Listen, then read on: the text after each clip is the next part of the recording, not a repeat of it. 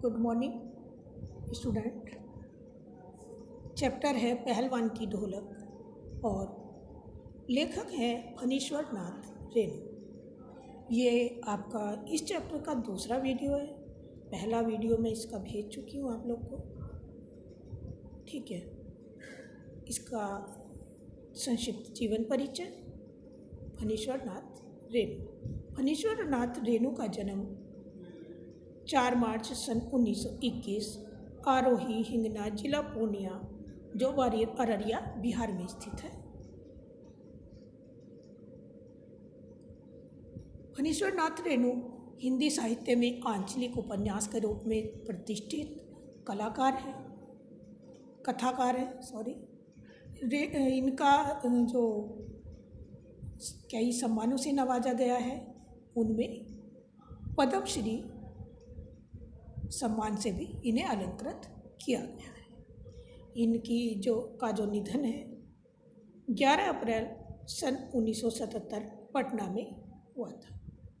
इनकी प्रमुख रचनाएं, जिनमें उपन्यास जो हैं मेला आंचल, परती परी कथा, दीर्घ तपा, कितने चौराहे, जो कहानी संग्रह हैं, ठुमरी, अग्निखोर, आदिम रात्रि की महक, एक श्रावणी दोपहर की दो, संस्मरण, ऋण जल धन जल, वन तुलसी की गंध, श्रुत अश्रुत पूर्व, रिपोर्टाज, नेपाली क्रांति कथा। फणीश्वर नाथ रेणु ने जो 1954 ईस्वी में मेला आंचल उपन्यास प्रकाशित हुआ था उनका, उस उपन्यास ने हिंदी उपन्यास विधा को जैसे कि एक नई दिशा प्रदान की थी। उस समय जगत में आंचलिक उपन्यासों पर विमर्श जो मेला आंचल से ही प्रारंभ हुआ था। आंचलिकता की इस अवधारणा ने उपन्यास को एक कथा, साहित्य एवं गांव की भाषा, संस्कृति और लोक जीवन से जोड़ दिया है, अर्थात कि उसके केंद्र पर लाकर खड़ा कर दिया है। इनके जो कोई भी इनकी रचना है उसमें लोकगीत, लोकप्रिय लोक संस्कृति और लोक भाषा की जो अवधारणा है वह अत्यधिक दिखाई देती है, क्योंकि इनकी जो रचनाएं हैं वे एकदम जो ग्रामीण स्थिति से जैसे कि हृदय को जोड़ देती। इसी तरह का इनका जो चैप्टर है आपका पहलवान की ढोलक। कौन सा पाठ है? पहलवान की ढोलक, जो कि फर्स्ट वीडियो आप सुन चुके होंगे। सेकंड फर्स्ट वीडियो में जो कि मैंने आपको बताया था कि पहलवान की ढोलक बजती है, महामारी आ जाती है, महामारी में जब सब लोग परेशान हो जाते हैं तो सिर्फ एक पहलवान की ढोलक ही ऐसी है जो उसकी ताल पर लोग अपना समय जैसे कि व्यतीत कर रहे हों, ठीक है। अब तुम्हें जो पहली वीडियो में भेजा था मैंने, उसका जैसे कि बताया था कि जो एक गांव में पहले से ही जो उनका जो प्रतिद्वंदी है एक तरह से चांद सिंह, उसके साथ जब पहलवान जो बादल सिंह उसके शिष्य थे, वह एक जाना माना पहलवान था। तो कई दिन तक जब वहाँ मेला लगा हुआ था, उस मेले में सभी लोग जो पठान पंजाबी सभी लोग आए थे, तो उसमें उन्होंने सभी को हरा दिया था। किसने? चांद सिंह ने। और वह दहाड़े मार मार कर बार बार यह सिद्ध करना चाहता था कि उससे बड़ा और पहलवान और कोई नहीं है, ठीक है। किसकी?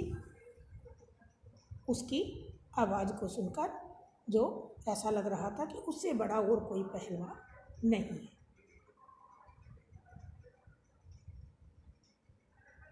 किससे? चांद सिंह से। लेकिन जो लुटन सिंह हैं वे उस पहलवान का सामना करना चाहते थे, लेकिन कोई भी जो लोग वहाँ पर एकत्र थे वे सब उनसे मना कर रहे थे कि तुम चांद सिंह का सामना नहीं कर सकते हो, वह पहलवान है और उसके सामने और कोई भी दूसरा पहलवान नहीं टिक पाएगा। तो इस तरह से जब उन्होंने लुटन सिंह ने सुना तो वे इस चीज़ के लिए नहीं तैयार हुए कि ये सही है। तो वही है, श्यामनगर के दंगल व शिकार प्रिय वृद्ध राजा साहब उसे दरबार में रखने की सोच रहे थे। किसे? चांद सिंह को, क्योंकि चांद सिंह वहाँ का जाना माना पहलवान था। तो वह उसे अपने एक पहलवान के रूप की उपाधि देकर, मतलब राज्य का पहलवान है ऐसा निश्चित करके अपने राज्य में रखने की सोच रहे थे राज दरबार में। कि लुट्टन ने शेर के बच्चे को चुनौती दे डाली, अर्थात कि चांद सिंह को, लुट्टन सिंह ने चांद सिंह को चुनौती दी और उनसे कहा कि मैं उसका सामना करने के लिए तैयार हूँ।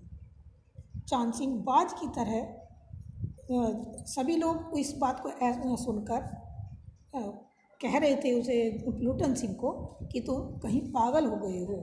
सभी दर्शक समझ रहे थे कि लुट्टन सिंह उस शेर के बच्चे अर्थात चांद सिंह को नहीं हरा पाएगा और यह बिल्कुल पागल हो गया है। जब लुट्टन सिंह ने कहा कि या तो मुझे उससे लड़ने की इजाज़त मिल जाए, वरना मैं अपना सिर फोड़कर यहीं पत्थर पर देकर मारकर मर जाऊंगा। जब ऐसा सब कुछ सुना सबने, तो उन्हें उससे लड़ने की इजाज़त दे दी पहलवान चांद सिंह से। अब चांद सिंह भी उसके ऊपर इस तरह से चिपटा जैसे बाज अपने पंजों में उसे जकड़ लेता हो, इस तरह से उन्होंने उसे जकड़ लिया। लुट्टन सिंह को पर एकदम टूट पड़ा, परंतु वह सफाई से आक्रमण को संभाल कर जैसे उठ खड़ा हुआ। राजा ने लुट्टन को समझाया और कुश्ती से हटने को कहा। मतलब जबकि उसने उसे बाज की तरह से लुट्टन सिंह को दबोच लिया, तो राजा ने फिर एक बार उसे समझाने की कोशिश की, तुम इससे कुश्ती मत करो, और हटने की चेतावनी दी। किंतु लुट्टन सिंह ने लड़ने की इजाज़त मांगी और फिर मैनेजर से भी लेकर सिपाहियों को भी समझाया, और फिर लुट्टन सिंह उससे लड़ने को तैयार थे। भीड़ में अधीरता थी। पंजाबी पहलवान लुट्टन पर गालियाँ की बौछार कर रहे थे। क्यों? क्योंकि भीड़ जो सारी भीड़ थी वह सिर्फ किसकी तरफ थी? लुट्टन सिंह की तरफ नहीं, बल्कि चांद सिंह की तरफ थी। ठीक है, वे बार बार जो चांद सिंह को सभी एक शक्तिशाली पहलवान मान रहे थे, इसलिए वे बार बार उसे समझाने की कोशिश कर रहे थे कि तुम उससे मत लड़ो। जब लुट्टन सिंह और चांद सिंह दोनों के बीच में पहलवान की जो कुश्ती है, कुश्ती शुरू हुई, प्रारंभ हो गई, तो सभी दर्शक जैसे कि परेशान लग रहे थे। दर्शक उसे लड़ने की अनुमति देना चाहते थे। विवश होकर राजा साहब ने भी जब इजाज़त दे ही दी थी, तो बाजे बजने लगे। फिर लुट्टन सिंह का ढोल भी बजने लगा। जब कुश्ती प्रारंभ होती है तो पहले ढोल या बाजे बजते हैं, उसी तरह से मतलब एक इसका आगाह किया जाता था। ठीक है, तो उसी तरह से उसके बाजे बजने लगे, लेकिन लुट्टन सिंह के पास सिर्फ अपना ढोल था और लुट्टन सिंह का ढोल बजने लगा। ठीक है, क्योंकि लुट्टन सिंह का वही गुरु था जो ढोल था, और वही उसका सब कुछ था। लुट्टन सिंह का जब ढोल बजने लगा तो चांद ने उसे कसकर दबा लिया था और चित्त करने की कोशिश में था। किसको? लुट्टन सिंह को। जब वह चित्त करने की कोशिश में लग चुका था, तो लुट्टन के समर्थन में सिर्फ ढोल की आवाज़ थी, जबकि चांद के पक्ष में पूरी जो जनता थी, सारा राजमत था, बहुमत था और सब कोई उसके तरफ था। लेकिन लुट्टन सिंह की सिर्फ एक ढोलक की आवाज़ उसके कानों में सुनाई दे रही थी, जो कि उसका वही गुरु और वही उसकी समर्थक भी थी। लुट्टन सिंह की आंखें जैसे बाहर निकल रही थी।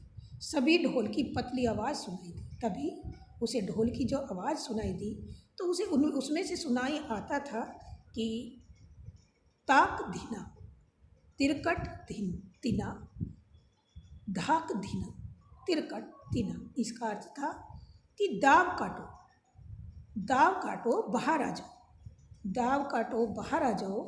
लुट्टन ने दाव काटा और लपक कर चांद की गर्दन को पकड़ लिया। लपक कर चांद की गर्दन को पकड़ लिया। ढोल ने आवाज़ दी, चटाक चटधा, चटाक चटधा अर्थात कि उठाकर पटक दे। उसे किसकी आवाज़ आ रही थी? चटाक चटधा अर्थात कि इसे उठाकर पटक दे।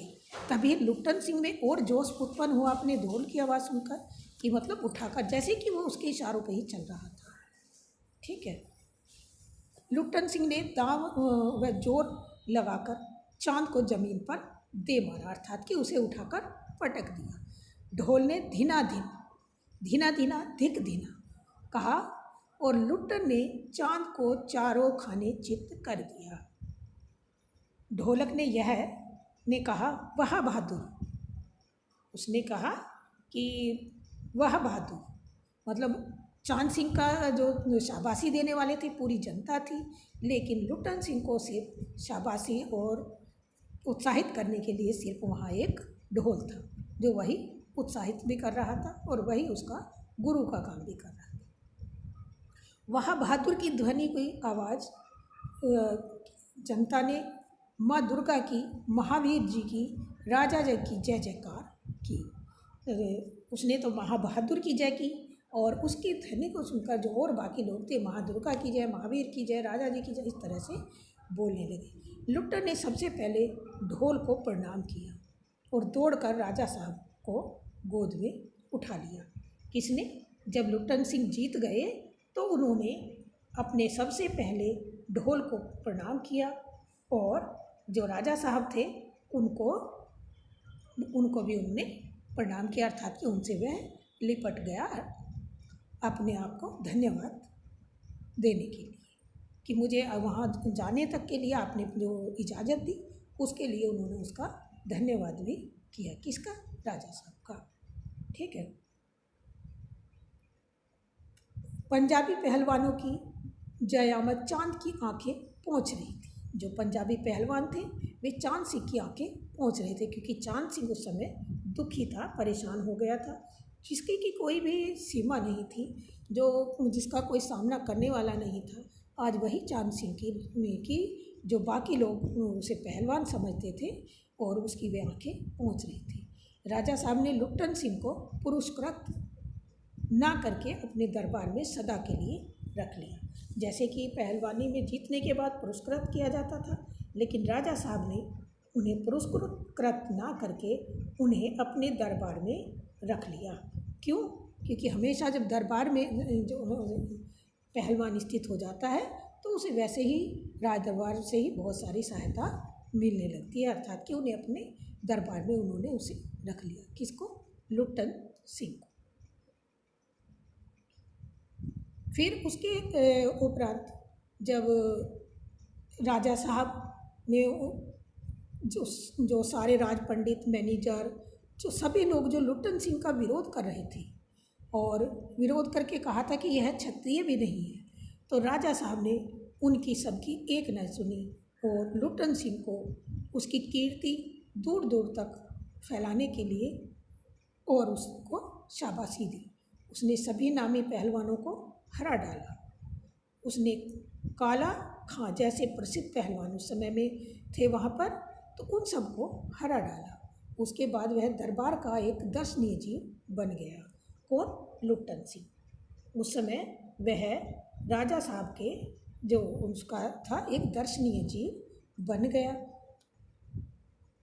लुट्टन सिंह मेलों में घुटने तक लंबा चोगा पहने, अस्त व्यस्त पगड़ी बांधकर मतवाले हाथी की तरह झूमता चलता था। हलवाई के आग्रह पर 2 सेर रसगुल्ला खाता तथा मुंह में 8-10 पान एक साथ ठूस लेता था। कौन? लुट्टन सिंह। मतलब कि लुट्टन सिंह का अब चारों तरफ दबदबा हो चुका था और वह एक विख्यात पहलवान बन चुका था। वह बच्चों जैसे शौक रखता था।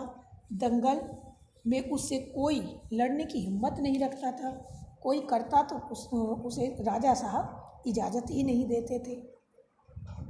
इस तरह 15 वर्ष बीत गए। लुट्टन सिंह के 2 पुत्रों का जन्म हुआ। उसकी सास पहले ही मर चुकी थी और पत्नी भी 2 पहलवान पैदा करके स्वर्ग सिधार चुकी थी। अब इसके उपरांत जब दोनों लड़के पहलवान बनना चाहते थे तो लुट्टन सिंह ने अपने बच्चों को भी पहलवानी की इजाज़त दी और उन्हें भी पहलवान बना दिया। ठीक है, किसने? लुट्टन सिंह ने अपने दोनों बच्चों को भी पहलवानी की शिक्षा दे डाली, क्योंकि वह स्वयं पहलवान थे। दोनों का भरण पोषण दरबार से ही हो रहा था। पहलवान हर रोज़ सुबह उसको उनसे कसरत करवाता, उन्हें उसके जो सांसारिक ज्ञान से अवगत कराता और अपना उन्हें गुरु ज्ञान भी देता और बताता कि उसका गुरु तो ढोल है और उसका कोई गुरु है ही नहीं। अचानक राजा साहब स्वर्ग सिधार चुके थे। कुछ दिन उपरांत राजा साहब जब स्वर्ग चले गए, तब एक नए राजकुमार ने विलायत से आकर राजकाज अपने हाथ में ले लिया। किसने? जो राजा साहब का बेटा था वह आकर जो मतलब वहाँ पर अपने राजकाज को संभालने लगा। राजा साहब का जो पुत्र था विलायत से क्योंकि शिक्षा लेकर आया था, तभी उसने जो राजकुमार था उसने लुट्टन सिंह को उसके पद से हटा दिया। अचानक लुट्टन सिंह को एक कंधे से लटकाकर अपने पुत्रों के साथ गांव लौट आया। वह भी अपनी ढोलक को साथ लेकर गांव वापस आ गया। जब वह गांव वापस आ गया तो उसी समय उसके पास खाने पीने की सभी की जो समस्या होने लगी। उसकी झोंपड़ी बना दी तथा वह गांव के नौजवानों व चरवाहों को कुश्ती सिखाने लगा और लुट्टन सिंह खाने पीने का खर्च फिर उसका वहीं से निकलने लगा। गरीबी के कारण धीरे धीरे किसानों और मजदूरों के बच्चे स्कूल में आने बंद हो गए और वह अपने लड़कों को ही ढोल बजाकर कुश्ती सिखाते। किसके? लुट्टन सिंह के पास, क्योंकि गरीबी के कारण वहाँ सभी बच्चों ने आना बंद कर दिया। लड़के दिन भर मजदूरी करके कमा कर लाते थे। गांव पर अचानक एक महामारी आ गई, संकट आ गया। सूखे के कारण अन्न की कमी हो गई। फिर मलेरिया और हैजा भी फैल गया, जैसे कि अब महामारी फैली हुई है।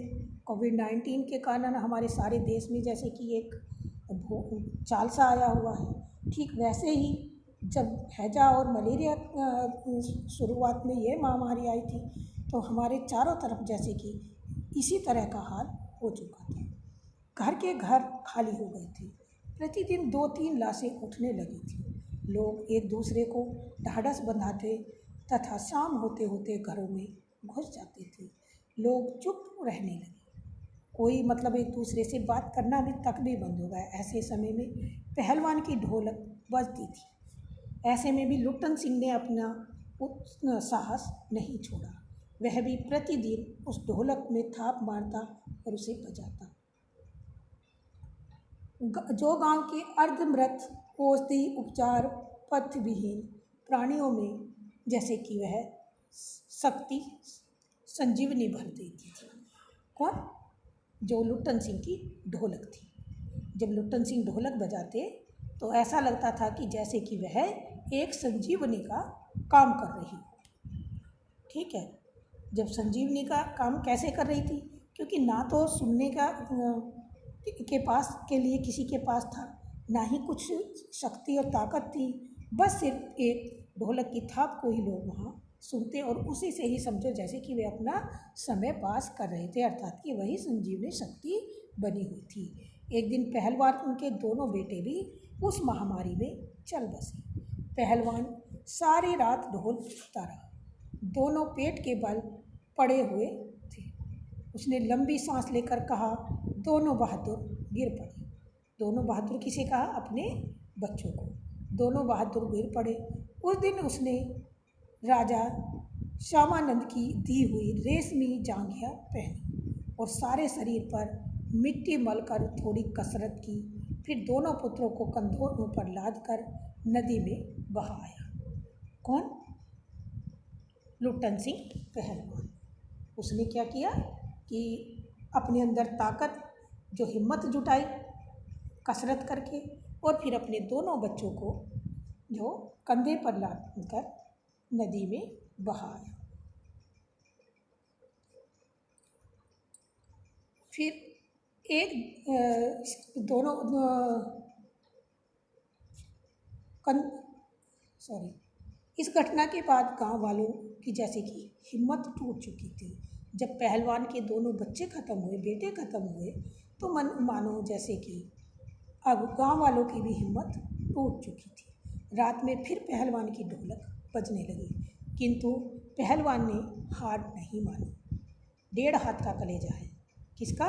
पहलवान। दोनों पहलवान बेटे मर गए। जो पहलवान की हिम्मत तो देखो, 1.5 हाथ का कलेजा है, मतलब कि वह दोनों बच्चों को अपने कंधों पर लाद कर जब बहाया तो सब ने उसका इस चक्कर में ही उसकी प्रशंसा की कि कितनी हिम्मत है। लेकिन रात में पहलवान फिर भी अपनी ढोलक बजाने लगा। ढोलक बजने लगी तो लोगों की हिम्मत फिर दोगुनी बढ़ गई। 4-5 दिनों के बाद एक रात ढोलक की आवाज़ नहीं सुनाई पड़ी। सुबह उसके शिष्यों ने जाकर देखा कि पहलवान की लाश चित पड़ी है। शिष्यों ने बताया कि उसके गुरु ने कहा था कि उसके शरीर को चिता पर पेट के बल लिटाया जाए, क्योंकि वह कभी चित नहीं हुआ और चिता सुलगाने के समय ढोल जरूर बजा देना। किसने कहा था? लुट्टन सिंह ने, कि कभी मैं चित नहीं हुआ किसी से, अर्थात कि मैंने कभी अपने जीवन में हार नहीं मानी। तो इसका मतलब ये है कि हमारे जीवन में बहुत सारे, ऐसा नहीं है, संघर्ष भी आते हैं, तो उन संघर्षों से कभी हमें हार नहीं माननी चाहिए।